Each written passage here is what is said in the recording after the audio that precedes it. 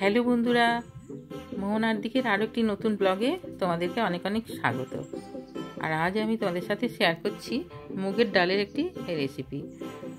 মুগের ডালটা আমি আজ বানিয়েছি ফুলকপি, টমেটো, কড়াইশুঁটি দিয়ে। আর এই ডালটা যেহেতু সবজি দিয়ে ডাল, এটা ভীষণই টেস্টি হয়। আর এটা ভাত, রুটি, পরোটা সবের সাথেই কিন্তু খুব ভালো যায়। শুধু যে রুটি পরোটার সাথে যায় সেটা নয়।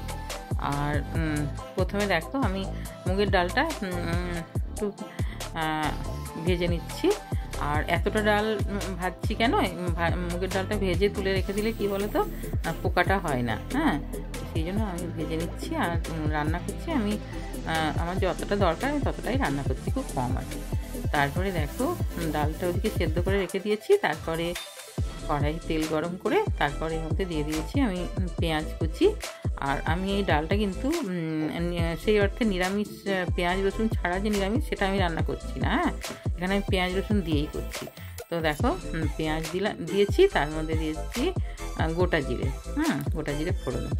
তারপর এটা পেঁয়াজটা একটু ভাজা ভাজা করে নেব। আর এই রান্নাটা কি বলে তো, পেঁয়াজ রসুন ছাড়াও হয়, আদা বাটা দিয়েও করা যায়, তবে আমি এখানে পেঁয়াজ রসুন দিয়ে করছি।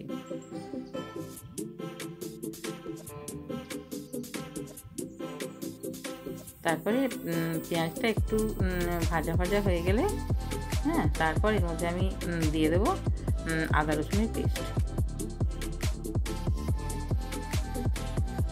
আর আদা রসুনের পেস্ট দিয়ে এটাকে খুব ভালো করে কষিয়ে নিতে হবে। আর আদা রসুনের পেস্টটা একটু আগেই দিয়েছি, কারণ কি, যাতে মশলার গন্ধটা একেবারে চলে যায়। আর প্রথম দিকে দিয়ে তারপরে আমি অন্য সমস্ত জিনিস দেবো আর কি। তো ততক্ষণ আদা রসুনের পেস্টটা কিন্তু এখানে কষানো হবে। আর তারপরে দেখো, দিয়ে দিলাম এখানে জিরের গুঁড়ো। এখানে আমি ধনের গুঁড়োটা দিইনি, জিরের গুঁড়ো দিয়েছি। দিয়ে তারপরে ভালো করে এটাকে মিশিয়ে নিচ্ছি। তারপরে এখানে আমি দিয়ে দিলাম ফুলকপিগুলি। আর ফুলকপিগুলি আমি একটু গরম জলে একটুখানি ভাপিয়ে নিয়েছিলাম, একটু নুন দিয়ে। তারপরে এগুলিকে দিয়ে দিয়েছি। দিয়ে তারপরে মশলার সাথে ফুলকপিটাকেও খুব ভালো করে একটু ভাজা ভাজা করে নেব।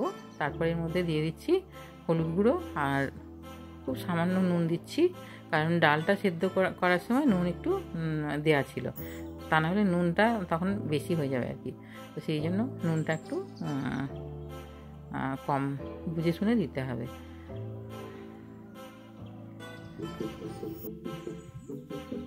তারপর এটাকে একটু নেড়ে চেড়ে ভালো করে ভাজা ভাজা করে নিতে হবে ফুলকপিটা।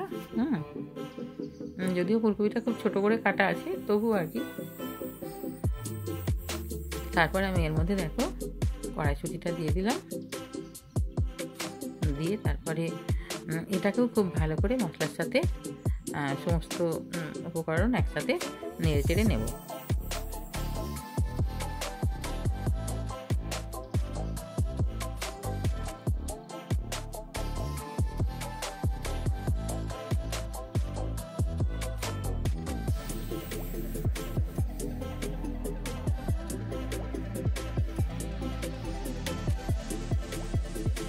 আর একটুখানি আমি চাপা দিয়ে দিয়েছিলাম ঢাকনা দিয়ে, তাহলে কি বলো তো, ফুলকপিটা একটু নরম হয়ে যাবে। তা নাহলে ফুলকপিটা, এখন এই ফুলকপিটা একটু শক্ত এখন হয়েই গেছে ফুলকপি। তো সেই জন্য একটু ঢাকনা দিয়ে কিছুক্ষণ রান্না করে নিয়েছি। আর আঁচটা কিন্তু এখন লোতেই আছে, তা না হলে পুড়ে যাবে। তারপর দেখো, ফুলকপিটা বেশ লাল লাল হয়ে গেছে, ভাজা ভাজা হয়ে গেছে।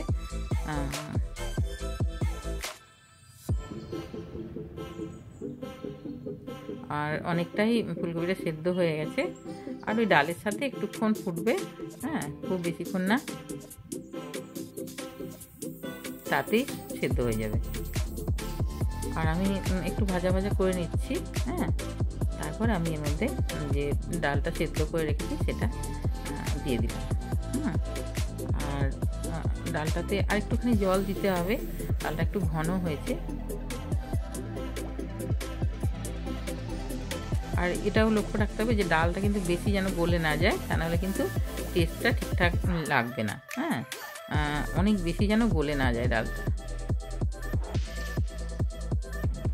দেখো আমি আরেকটুখানি জল দিয়ে দিলাম, ডালটা একটু বেশি ঘন হয়ে গেছে সেই জন্য।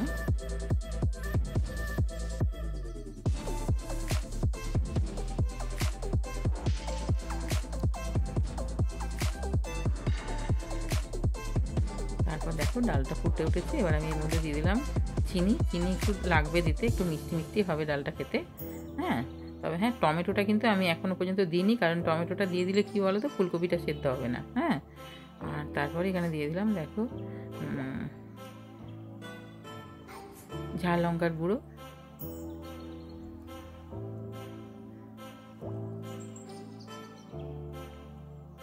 এটা অপশনাল, কেউ দিতেও পারো নাও দিতে পারো। এখানে কাঁচা লঙ্কা কুচিও কেউ দিতে পারে। তারপর আমি এখানে দিয়েছি দেখো একটু শাহি গরম মশলার গুঁড়ো দিলাম একটুখানি। শাহি গরম মশলার গুঁড়োটা দিলে এখানে টেস্টটা ভীষণই ভালো হয় ডালের।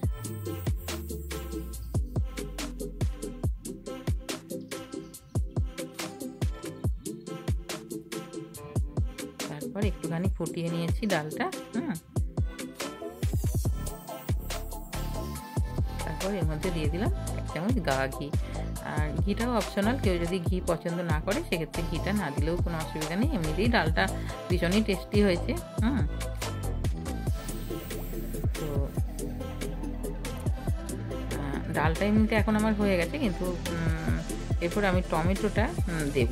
হ্যাঁ, টমেটোটা দেখো আমি একটা ফ্রাইং প্যান বসিয়ে নিয়েছি, এর মধ্যে একটু সামান্য তেল দিলাম, দিয়ে তারপরে আমি টমেটোটা কেটে রেখেছি সেটা ভেজে নেবো টমেটোটাকে একটু। হ্যাঁ, যাতে টমেটোর কাঁচা গন্ধটা চলে যায়।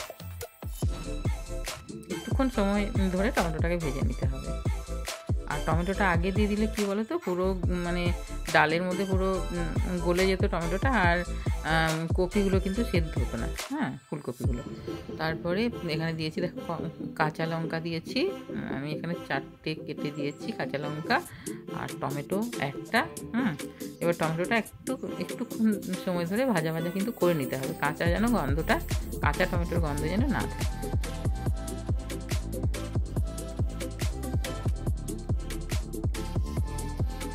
তারপরে আমি যে ডালটা রান্না করা ছিল সেটা আমি এর মধ্যে দিয়ে দিলাম, দিয়ে তারপরে একটু নেড়ে চেড়ে নিলেই হয়ে গেল। আর এটা এতটাই টেস্টি হয় যে এই ডালটা বানালে তখন দেখবে নিরামিষের দিনে ভাতের সাথে আর কিছু লাগবে না, একটু আলু ভাজা কিংবা একটু বেগুন ভাজা, এই শীতের বেগুন ভাজা কিংবা একটু আলু ভাজা হয়ে গেলেই শুধু এই ডালটা দিয়ে কিন্তু ভাত খাওয়া হয়ে যাবে।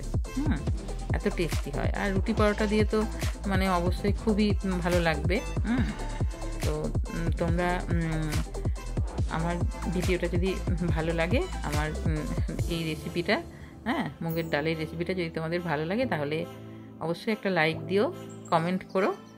আর আমার চ্যানেলে যদি নতুন বন্ধু হয়ে থাকো তাহলে প্লিজ চ্যানেলটা সাবস্ক্রাইব করে দিও, আর পাশে থাকা বেল আইকনটা প্রেস করে দিও, কেমন, যাতে আমি নতুন নতুন ভিডিও দিলে তোমরা খুব সহজেই নোটিফিকেশানটা পেয়ে যাও। তো দেখো আমি একটা সার্ভিং বোলের মধ্যে এটাকে ঢেলে দিয়েছি। আর টমেটোটা দেওয়ার পর দেখো কি সুন্দর কালারটা এসেছে। আর কিছুক্ষণ আমি রেস্টে রেখে দিয়েছিলাম। এত সুন্দর কালারটা এসছে, আর সেরকম সুন্দর খেতেও হয়েছে।